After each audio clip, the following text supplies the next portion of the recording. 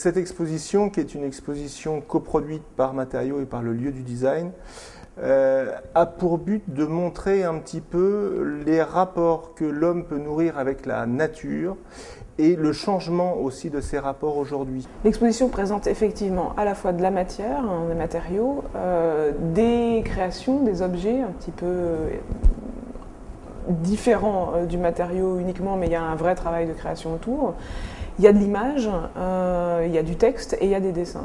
L'idée est, nous concernant, puisqu'on est avant tout une bibliothèque de matériaux innovants, atypiques, divers et variés, c'est de montrer ce qu'il se passe aujourd'hui au niveau des matériaux par trois aspects un petit peu différents. Il y a d'une part tout ce qui concerne le biomimétisme, c'est-à-dire l'étude de phénomènes singuliers dans la nature et la volonté de reproduire ces phénomènes sur des matériaux produits par l'homme. Il y a ensuite dans cette exposition tout un champ qui concerne plus ce qu'on appelle nous les agromatériaux, qui sont des matériaux produits par l'homme et qui utilisent comme ressource beaucoup de déchets de l'agriculture. Et puis un troisième volet dans l'exposition qui est beaucoup plus sur quelques exemples de matériaux qui s'inspirent de la nature, mais vraiment dans son aspect le plus immédiat, le plus esthétique.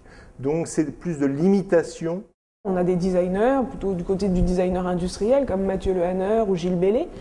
Et puis vous avez des artistes, Olivier Goulet qui travaille la fausse peau humaine de manière étonnante, Jeanne Hopgenaffen qui est une céramiste belge qui fait des choses très fines, Heather Knight qui est Element Clay Studio qui est une américaine qui travaille elle aussi l'inspiration de la nature en céramique.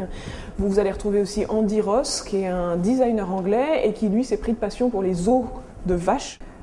Si la scénographie effectivement plonge le visiteur dans un univers un peu laboratoire, c'est que on joue avec les codes un peu directs. On est sur cette question-là, autour de la nature, de la manipulation, donc même si c'est un petit peu direct, ça nous semblait assez indiqué. Et puis les dessins, on est dans cet univers laboratoire, donc un petit peu froid, un petit peu aseptisé. Ça nous paraissait très important aussi de ramener un regard autour de l'observation de la nature, ce que Marie Quilvin, qui a fait donc ces dessins, fait de manière magnifique. Alors ici, on a une petite sélection de pièces, de bijoux, d'accessoires de Tsuri Geta, qui est un créateur israélien, qui a longtemps travaillé, et il continue d'ailleurs dans le domaine de la haute couture et de la mode. Et là, il a mis au point une technique de soufflage du silicone à travers le textile, entre autres à travers de la dentelle.